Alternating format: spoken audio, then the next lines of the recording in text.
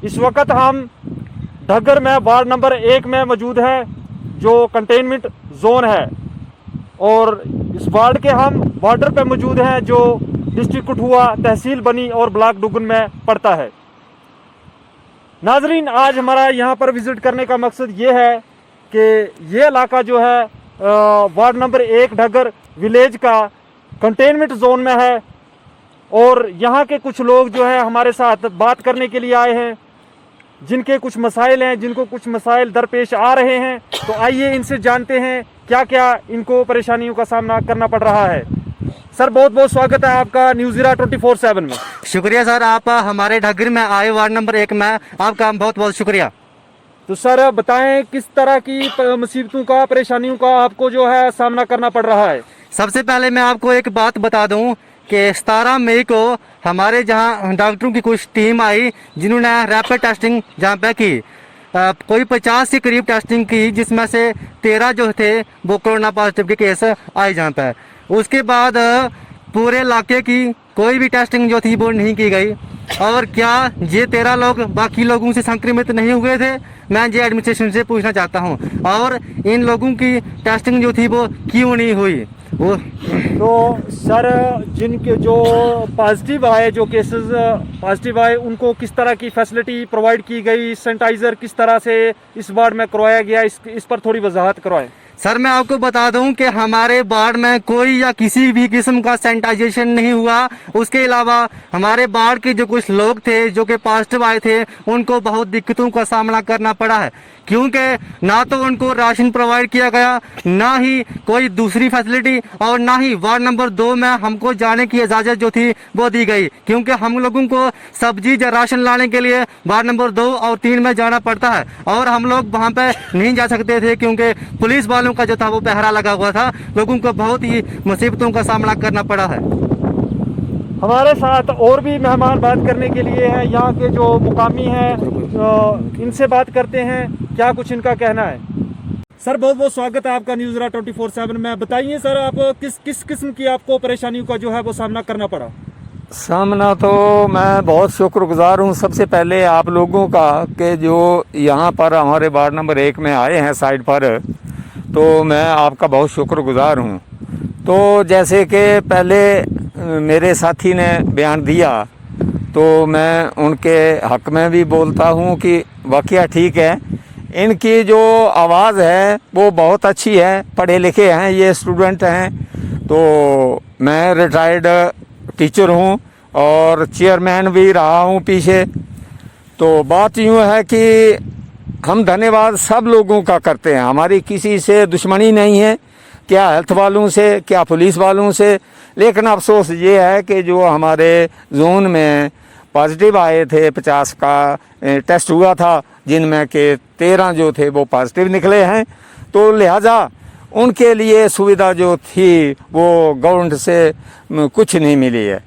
तो सर, क्या क्या सुविधा जो होनी चाहिए थी वो आपको नहीं प्रोवाइड की गई? हाँ, तो पहली बात तो ये है कि हमारे एक मास्टर जी, मरहूम वासुदेव जी की घरवाली की डेथ हो गई, उनका भी पता नहीं चला, ऑन स्पॉट ही वो। यहाँ पर कोई सुविधा नहीं है। ये हमारा यहाँ ढग्गर में प्राइमरी हेल्थ सेंटर है, यहाँ पर कोई एम्बुलेंस नहीं है, कोई बेड वगैरह नहीं है, तो लिहाजा यहाँ से रेफ़र कर देते हैं फिर बनी को, बनी से भी रेफ़र कर देते हैं कठुआ को, तो कठुआ से रेफ़र कर देते हैं जम्मू को। तो हमें ये दूर दराज एरिया के लोगों को ये पता नहीं चलता कि कहाँ पर क्या होगा। कुछ ऐसी कैजुअल्टी हुई हैं पीछे भी कि वो कठुआ में जान दे बैठे हैं, कुछ जम्मू में जान दे बैठे हैं, तो ये पता नहीं चलता है कि क्या स्कीम है और क्या नहीं हो रहा है। पूरन चंद, एक्स सरपंच पंचायत हल्का ढग्गर। तो बताएं सर, किस तरह से परेशानियों का जो है वो सामना करना पड़ रहा है आपको? यहाँ परेशानियाँ तो इतनी हैं, यहाँ संविधान तो कुछ नहीं हो रहा है, गवर्नमेंट की तरफ से कुछ नहीं है, लेकिन यहाँ हमारा रेड जोन घोषित किया गया, और रेड जोन में पता है किसी को बाहर नहीं जाने देते, पुलिस के यहाँ नाके लगे हुए हैं। तो लोगों को सब्जी या राशन लेने के लिए दूसरी वार्ड में जाना पड़ता था, तो बड़ी समस्या आ रही थी। बीच में कुछ लोग जो पॉजिटिव आए थे। आपको यहाँ पर राशन आपके वार्ड में नंबर में 1 में राशन प्रोवाइड नहीं किया गया? बिल्कुल नहीं किया गया, बोला था खाली कि प्रशासन की ओर से बोला था कि आपके वार्ड नंबर 1 में राशन की व्यवस्था की जाएगी, लेकिन ऐसा नहीं है, बोला गया खाली। जब ये कंटेनमेंट जोन है तो यहाँ पर सैनिटाइजेशन का क्या प्रोसेस रहा और क्यों नहीं किया गया वो सैनिटाइजेशन? यहाँ कुछ कोई सैनिटेशन नहीं, कुछ नहीं, कोई दवाइयों की कोई व्यवस्था नहीं की गई, और जो पॉजिटिव आए थे वो अपने रब भरोसे थे, ऊपर वाले के भरोसे ही सब कुछ हो रहा है, बाकी कुछ भी नहीं है यहाँ। क्या लगता है आपको किसका फॉल्ट है ये जो कसूर रह रहे हैं? जैसे आपके पास कोई सब्जी नहीं पहुंचना, राशन नहीं पहुंचना, वॉलंटियर कहाँ थे, तो क्या उन्होंने आपके लिए काम नहीं किया? जी, वॉलंटियर का नाम तो बताया था कि 2 लोग हैं वॉलंटियर, लेकिन वॉलंटियर से जब हमारी बात हुई तो उन्होंने बोला हमें पता ही नहीं है कि वॉलंटियर, झूठे ही नाम घोषित किए हैं कि वॉलंटियर्स हैं। तो वॉलंटियर लोग जिनको बनाया गया तो उनको पता होना चाहिए कि हमारा क्या काम है। अब भी जो लोग कितने % हैं जो अभी पॉजिटिव है, जिनकी टेस्टिंग हुई है, उनको क्या फैसिलिटी दी जा रही है? जी, आज 50 टेस्ट हुए हैं कुल। 50 में से आज तक कोई भी टेस्ट नहीं हुआ उससे आगे, या 50 टेस्ट हुए उसमें से 13 लोग पॉजिटिव आए। तो पॉजिटिव आने के बाद इनको प्रोसेस बढ़ाना चाहिए था कि टेस्ट होने चाहिए थे, बाकी लोगों का क्या हाल है, कैसा है, कुछ भी नहीं हुआ। और जो 13 लोग पॉजिटिव हैं उनके कोई ध्यान नहीं दिया गया, और कोई सैनिटेशन का कुछ भी कोई काम नहीं हुआ। आप इसमें दोषी किसको मानते हैं?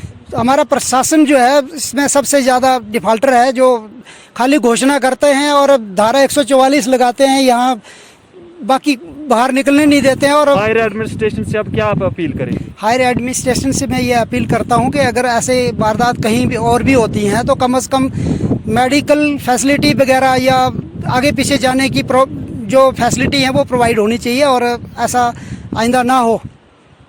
जी, आप तारुफ करवाएं अपना। जी, मेरा नाम विक्रम सिंह है और मैं पंचायत ढग्गर वार्ड नंबर 1 से हूँ। और जैसा कि आपको मालूम ही है, हमारे साथियों ने अभी बताया जी कि ये कोविड की जो समस्या है ये सिर्फ हमारे वार्ड में ही नहीं बल्कि पूरे इस वक्त यूटी जम्मू कश्मीर में आपको देखने को मिलती है। और जहाँ पर जो कोविड-19 के टेस्ट करवाए गए, 50 टेस्ट में से 13 पेशेंट जो थे वो कोविड पॉजिटिव आए, जिसमें मैं खुद भी कोविड पॉजिटिव था। 11 दिन तक मैं होम आइसोलेशन में रहा। इस दौरान सबसे पहले तो मैं आपको ये बताना चाहता हूँ कि अगर कोई बंदा या कोई भी व्यक्ति जो कोविड पॉजिटिव आता है तो गवर्नमेंट की तरफ से, हेल्थ केयर सेंटर की तरफ से उनको एक पूरी किट दी जाती है, उसमें दवाई दी जाती है, ऑक्सीमीटर वगैरह हर चीज़ की फैसिलिटी होती है। लेकिन जहाँ तक मैं अपनी बात करूँ तो मुझे सिर्फ महज बुखार के लिए, फीवर जो होता है उसके लिए 2 टैबलेट दी गई, ऑक्सीमीटर दिया गया, इसके अलावा मुझे कुछ और दिया ही नहीं गया, दवाई वगैरह। और ये सबको मालूम है कि अगर घर का एक पेशेंट जो कोविड पॉजिटिव आता है तो उस घर की सैनिटाइजेशन होती है। सैनिटाइजेशन तो दूर की बात, जहाँ तक कि प्रशासन का कोई भी बंदा हमारे पास नहीं आया कि क्या हाल है इनके या नहीं है। और रही बात जो हमारे फ्रंटलाइन वर्कर हैं जो कि इस वक्त पूरी विश्व में अच्छा काम अंजाम दे रहे हैं, गरीब लोग जो घर से बाहर नहीं निकल सकते हैं उनको खाने के लिए राशन प्रोवाइड कर रहे हैं। और जहाँ मैं अपने वार्ड की बात करूँ तो हमारे वार्ड के लोग तो इतने गरीब हैं कि अगर वो एक दिन दिहाड़ी नहीं लगाए तो खाना नहीं मिलता है उनको, लेकिन राशन की भी जो व्यवस्था थी बिल्कुल नहीं की गई। और जब मैंने खुद सरपंच साहब से बात की, जो हमारे वार्ड के सरपंच मास्टर मीरचंद जी हैं, उनसे जब मैंने बात की कि हमारा जो घर था, जब हमारा जो ये वार्ड नंबर 1 था उसको सैनिटाइज क्यों नहीं किया गया, तो उनकी तरफ से साफ इनकार किया जाता है कि जनाब वैक्स हमारे पास सैनिटाइजेशन ही नहीं है, हम कहाँ से करें। ये कौन सी बात है कि हमारे पास सैनिटाइजर नहीं है, हम कहाँ से सैनिटाइज करें। जब हमारी बात जहाँ के हमारे जो पंच हैं, चुने हुए और सरपंच हैं, उनसे जब बात हुई कि हमें राशन कब मिलेगा, जहाँ पर डिपो पर राशन मिल रहा था, और ये सरपंच की भी जिम्मेवारी थी और नायब साहब और इसके अलावा जो तहसीलदार हैं और SDM साहब बनी जो हैं उनकी भी ये रिस्पॉन्सिबिलिटी थी कि सबसे पहले वार्ड नंबर 1 में राशन प्रोवाइड किया जाए। लेकिन उन्होंने किया क्या कि वार्ड नंबर 1 को छोड़ के हर एक वार्ड में राशन दिया। इसका क्या मतलब है कि बिल्कुल भी केयर नहीं की जाती है। और ये मैं आपको बता दूं कि हमारी तहसील का ही, हमारी बल्कि यूटी का ही ये सबसे आखिरी कोना है जिसको पूरी तरह से नजरअंदाज किया जा रहा है। इसके पीछे किसकी रिस्पॉन्सिबिलिटी है, जिम्मेवार कौन है? हमें ये एडमिनिस्ट्रेशन बताया, सिर्फ बताया जाता है कि हाई एडमिनिस्ट्रेशन है। मैं तो इसको बिल्कुल लो एडमिनिस्ट्रेशन मांगता हूँ। हाई एडमिनिस्ट्रेशन तो दूर की बात है। ये सब जो समस्या हमें पेश आई, अगर उनके घर में आई होती तो क्या वो ऐसा करते? और मैं आपका फिर से आभारी हूं कि आपकी टीम जो दूर दराज एरिया में हमारे सबसे आखिर वार्ड नंबर 1 और हमारी आखिरी पंचायत ढग्गर में आप आए, हम आपका बहुत शुक्रगुजार हैं, तहे दिल से आपका शुक्रिया करते हैं। हॉस्पिटल में किस तरह की फैसिलिटी है वो ज़रा वजाहत से बताएं। जब आपने टेस्ट करवाया तो किस तरह की फैसिलिटीज़ आपको वहाँ पे देखने को मिली? तो फैसिलिटी की जहाँ तक आपने बात की तो इस पर तो मुझे हंसी आती है। क्या ही बताऊं मैं, जो फैसिलिटी है, जब बारिश गिरती है तो हॉस्पिटल के अंदर पानी आता है, तो आप सोच ही सकते हैं कि जिस हॉस्पिटल में पानी आता है वहाँ क्या ही सुविधा होगी। और ये तो मैं बहुत शुक्रगुजार हूँ एलजी मनोज सिन्हा का भी, और हमारे जो डिस्ट्रिक्ट कमिश्नर राहुल यादव हैं कि उन्होंने ये सेक्शन किया कि हर एक पंचायत में 5-5 बेड की जो है व्यवस्था की जाए, और साथ ही में जो ऑक्सीजन कि सिलेंडर की व्यवस्था की जाए कि अगर किसी को ऑक्सीजन की प्रॉब्लम आती है तो उनको ऑक्सीजन प्रोवाइड किया जाए। लेकिन मैं आपसे ये कहना चाहता हूँ कि आप हॉस्पिटल में खुद जाएं और वहाँ पर देखें कि जो बेड लगवाए गए हैं उनकी क्या कंडीशन है। क्या 1 लाख रुपया उन बेड पे खर्चा गया है? मुझे तो ये लगता है कि 20,000 भी उन बेडों पे खर्चा नहीं गया है। 1 लाख तो दूर की बात है। और एडमिनिस्ट्रेशन पूछती तक नहीं कि क्या वहाँ पर फैसिलिटी अवेलेबल है हॉस्पिटल में और क्या नहीं है। बेचारे 2-3 डॉक्टर लगा के रखे हुए हैं हॉस्पिटल में, बाकी इसके अलावा वहाँ पर कोई आता नहीं है, कोई जाता नहीं है, कोई पता ही नहीं है किसी को कि हॉस्पिटल है वहाँ पर या नहीं है। सिर्फ एक ही डॉक्टर वहाँ पर, बाकी कोई है ही नहीं। तो आपने देखा किस तरह से वार्ड नंबर 1 विलेज ढग्गर में डिस्ट्रिक्ट कठुआ में लोगों को परेशानी का सामना करना पड़ रहा है। और ये कंटेनमेंट जोन है। लोगों को कंटेनमेंट जोन में प्रशासन की तरफ से जो है नज़रअंदाज किया गया है। इन लोगों का इल्ज़ाम है कि इनको जो फैसिलिटीज़ मिलनी चाहिए थी वो नहीं मिली है। तो कैमरामैन अरशद मलिक के साथ मोहम्मद रफ़ीकी, न्यूज़ ज़ीरा के साथ ये रिपोर्ट। हमने जब कंसर्न सरपंच श्री मीरचंद जी से बात करने की कोशिश की तो उनका क्या जवाब रहा, आइए देखते हैं। सर, तो हम कवरेज के लिए गए थे आपके एरिया में, वार्ड नंबर 1 की बाउंड्री पर थे हम। तो क्या वहाँ लोगों ने आप पर काफ़ी इल्ज़ाम लगाए कि जो बेड जो है पंचायत में जो आए हैं बेड की, इन्होंने बताया कि यहाँ थोड़े पुराने बेड वगैरह लगाए, तो इस पर आप क्या कहेंगे सर? देखिए मोहम्मद रफ़ीक जी, बात जैसे है कि हमें गवर्नमेंट की तरफ से ऑर्डर हुआ था कि 1 दिन के अंदर अंदर ही अरेंज करो। जी जी। तो हमने ये लोकली बेड अरेंज किए यहाँ पर, क्योंकि कोई कोविड के पेशेंट्स के लिए कोई बेड देता नहीं है अपना। तो मैंने बड़ी फ़ोन किया कि हमें कहाँ से बेड मिलेंगे। जैसे मैंने हॉस्पिटल में फ़ोन किया तो वहाँ से मुझे हॉस्पिटल एक एम्प्लॉई ने मुझे कहा कि आप ऐसा कहिए कि बेड हमारे पास हैं तो हमसे बेड ले लीजिए और उनको पेंट शेंट करवा के रख लीजिए। तो मैंने ये लोकली अरेंज किए हुए, इस पर कोई पैसा नहीं लगा है। हॉस्पिटल के बेड है, हॉस्पिटल में ही रखे, हमने सेंटर भी हॉस्पिटल में बनाया हुआ है।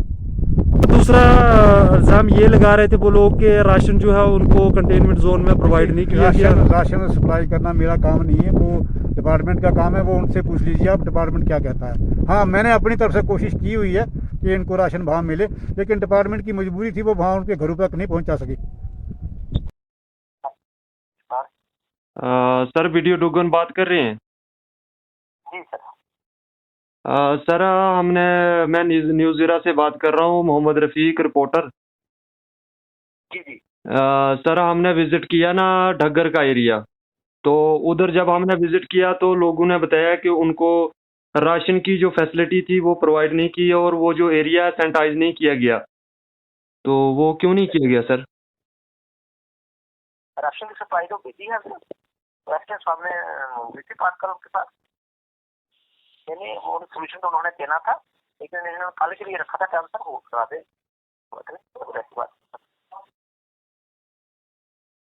हेलो, वहाँ से उनके पास सोल्यूशन जो है, उनके पास हमें मांगा था, उनके पास नहीं था।